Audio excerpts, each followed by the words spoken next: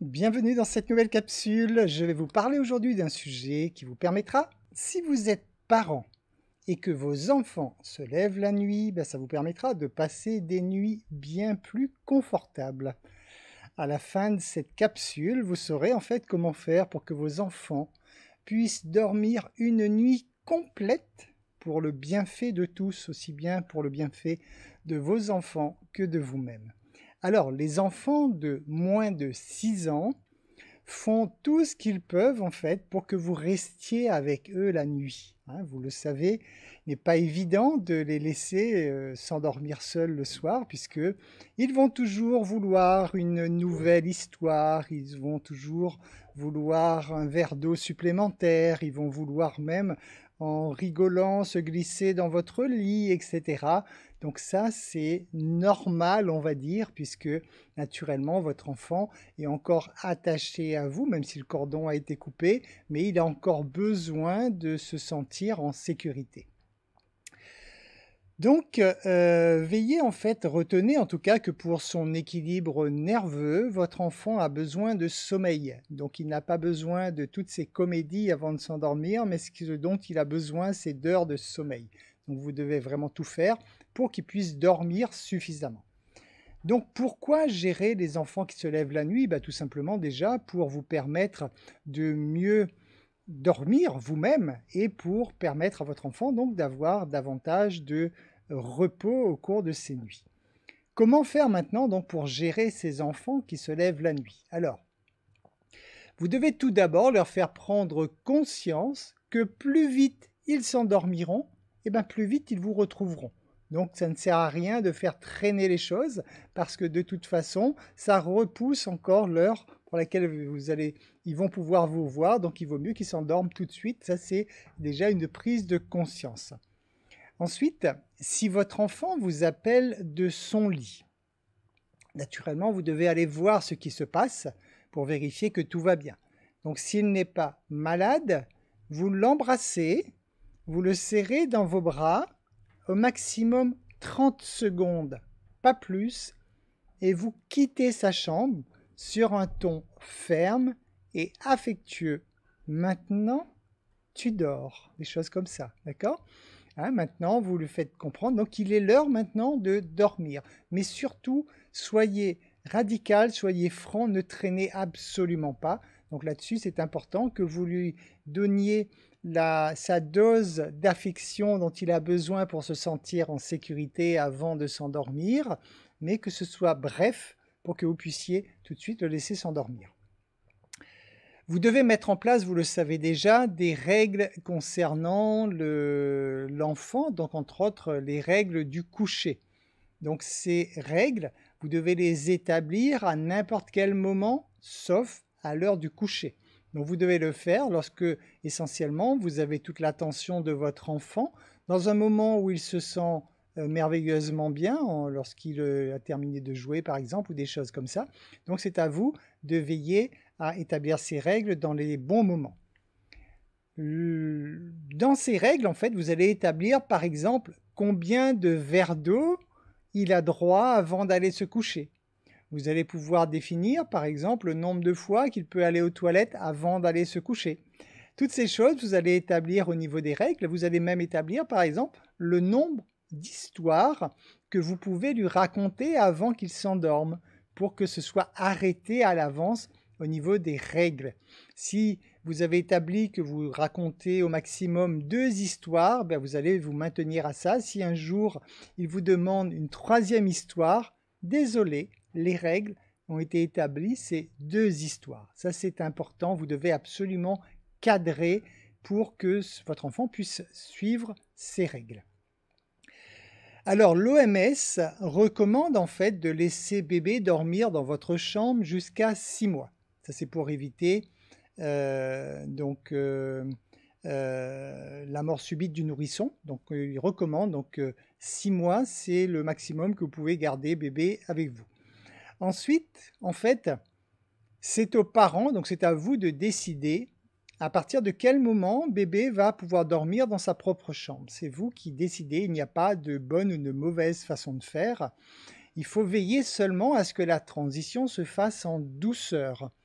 Donc parce que le but, naturellement, est que votre enfant puisse se sentir en sécurité. Pour qu'il puisse faire des nuits complètes et pour qu'il soit heureux d'aller se coucher dans sa chambre, il faut qu'il y ait ce sentiment de sécurité. Et donc ce sentiment de sécurité, il va falloir l'aménager, faire que cette transition se fasse donc en douceur.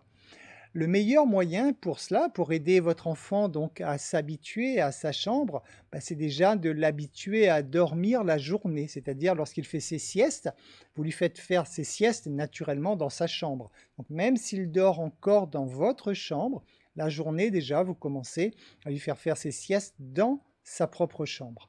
Passez également du temps avec lui dans sa chambre en journée afin qu'il se sente à l'aise. Il doit se sentir en sécurité dans sa chambre. Donc pour cela, vous devez partager des bons moments avec lui. Donc lorsque vous jouez la journée avec lui, faites-le essentiellement dans sa chambre pour que ce lieu lui soit favorable, pour que ce lieu lui semble confortable et en tout cas en toute sécurité.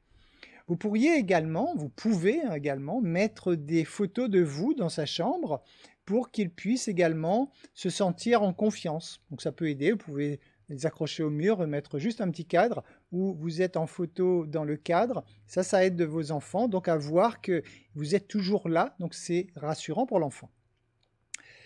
Au niveau du confort, sachez que la chambre de bébé doit être aux environs de 19 degrés.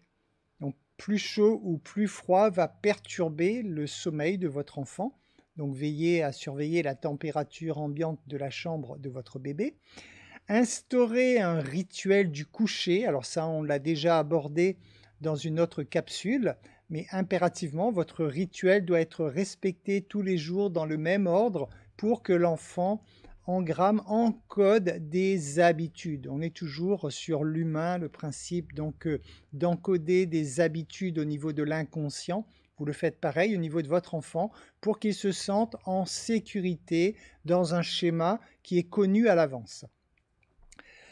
Vous pouvez le faire également en établissant les règles du coucher. Donc, créer par exemple obligatoirement une conséquence positive pour qu'il fasse sa nuit complète. Par exemple, ça va être une sortie au parc. Ça pourrait être également, à chaque fois qu'il fait une nuit complète, vous lui attribuez un badge, par exemple. Un badge que vous pourriez, peut-être quelque chose de magnétique que vous pourriez mettre sur le frigo pour à un moment voir un petit peu tous les badges qu'il a pu ramasser ou un badge, quelque chose qu'il puisse mettre dans une boîte. Enfin, qu'il se rende compte en tout cas du côté positif de faire sa nuit complète.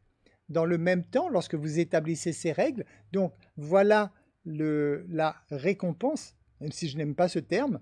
Si tu fais ta nuit complète, voilà ce que tu auras droit. Par contre, si tu ne respectes pas les règles et que tu ne veux pas faire ta nuit complète, à ce moment-là, il y aura une conséquence négative, c'est-à-dire un prix à payer s'il n'a pas respecté ces règles, ces consignes.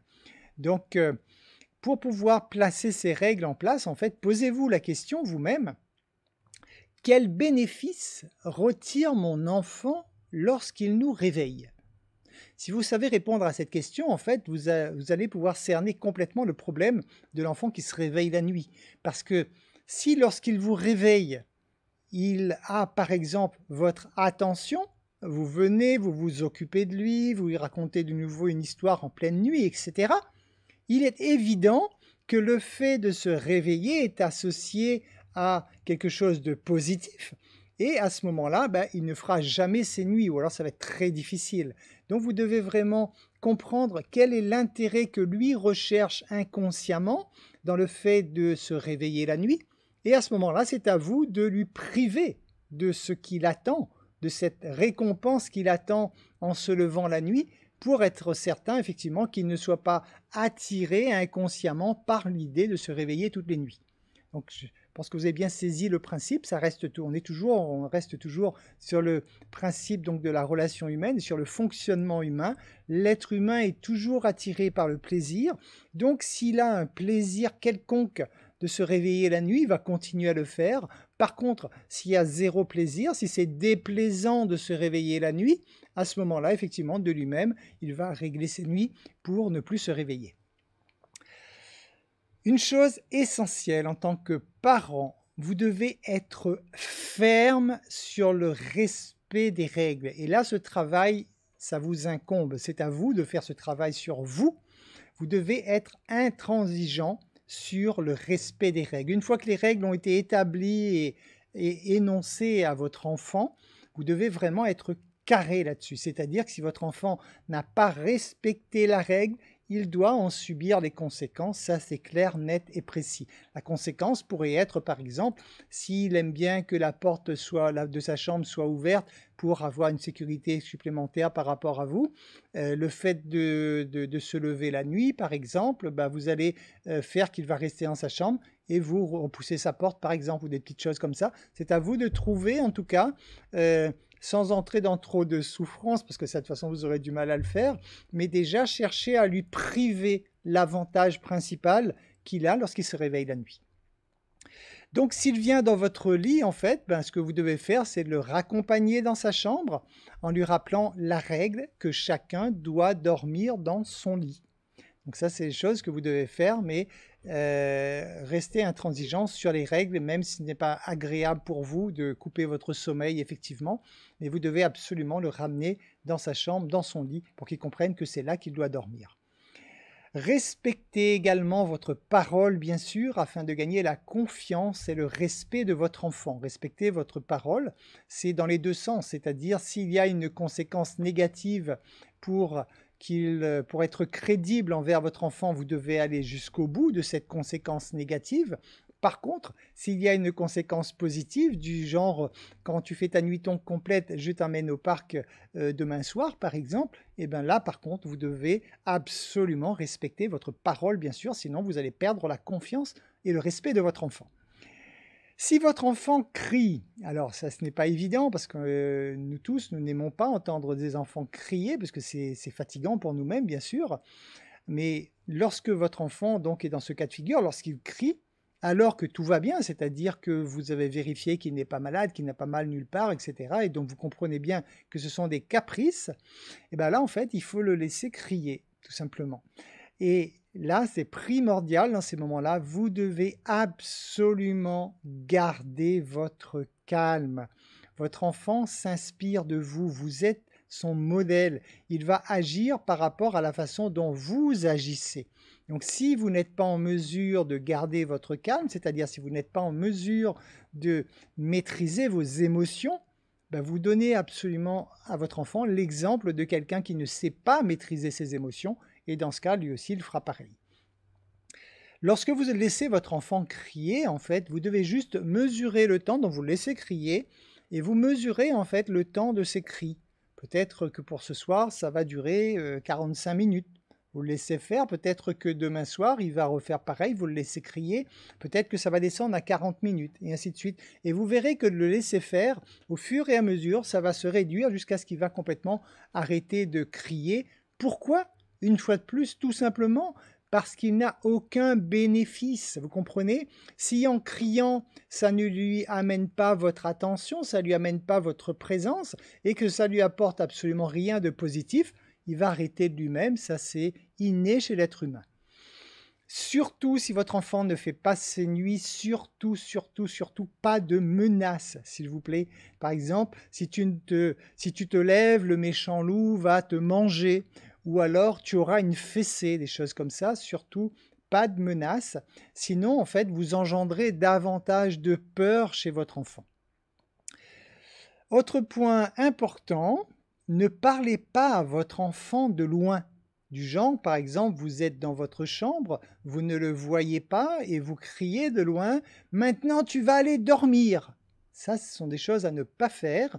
Vous devez, malheureusement pour vous, vous lever et vous devez aller à proximité de votre enfant, dans la mesure du possible. Vous devez le regarder dans les yeux, d'ailleurs, lorsque vous vous exprimez. Et là, vous dites clairement à votre enfant ce que vous avez à lui dire, mais en tête à tête. Parce que de vous exprimer à distance s'il ne vous voit pas, c'est interprété par l'enfant, en fait, comme un manque d'amour à son égard. Et comme vous savez que l'enfant a surtout besoin d'amour avant tout, ça c'est quelque chose qui pourra avoir des conséquences assez dramatiques sur sa vie d'adulte. Pour sécuriser, votre enfant dans sa chambre, à vous de veiller à mettre en place différentes techniques, hein. Naturellement, une veilleuse, ça peut être sympa puisque ça permet à votre enfant de continuer à voir son environnement pour se sentir en sécurité.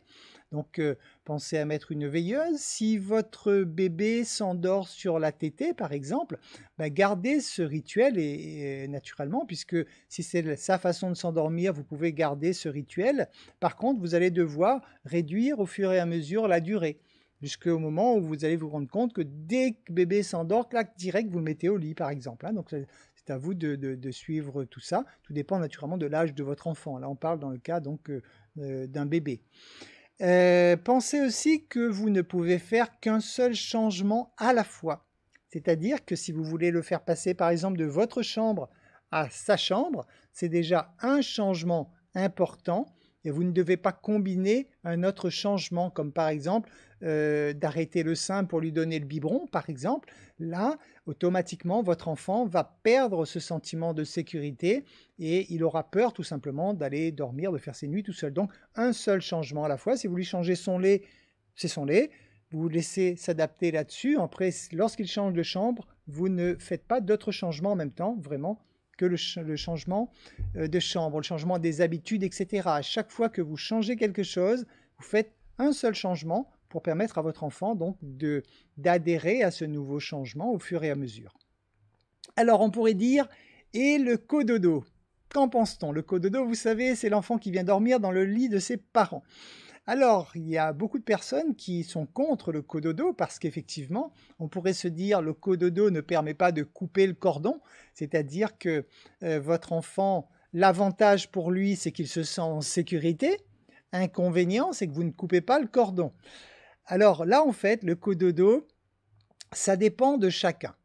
Si tout le monde trouve son compte, c'est-à-dire si les parents, tous les deux, ça leur convient, ça convient à l'enfant, il semblerait, selon les psychologues, que vous pouvez laisser votre enfant dormir avec vous, sachant que de toute façon, il arrivera un moment où il aura envie d'aller dormir tout seul de toute façon. C'est comme vous qui êtes adulte aujourd'hui, si on vous dit est-ce que vous avez envie d'aller dormir dans le lit de vos parents, c'est pas sûr que vous en ayez vraiment envie, parce qu'il arrive un moment, effectivement, vous n'en avez plus envie. Donc votre enfant, soit vous laissez cela et donc ça va renforcer ce sentiment de sécurité pour lui, et il le fera lui-même le jour où il se sentira prêt à aller dormir dans sa chambre, ou alors si vous estimez que ça perturbe trop votre vie de couple et que vous avez besoin de vous retrouver, c'est à vous dans ce cas de faire le choix de le mettre dans sa chambre en écoutant donc, et en appliquant ces différents conseils que je vous ai donnés tout à l'heure pour que cette transition se fasse de la façon la plus fluide possible. Voilà. J'espère que ces conseils vous permettront de permettre en tout cas à votre enfant de mieux dormir, de mieux faire ses nuits pour vous permettre à vous aussi de mieux dormir, de mieux vous reposer et donc de vous sentir mieux dans votre vie. Je vous remercie pour votre écoute. Je vous dis à très bientôt dans une nouvelle capsule.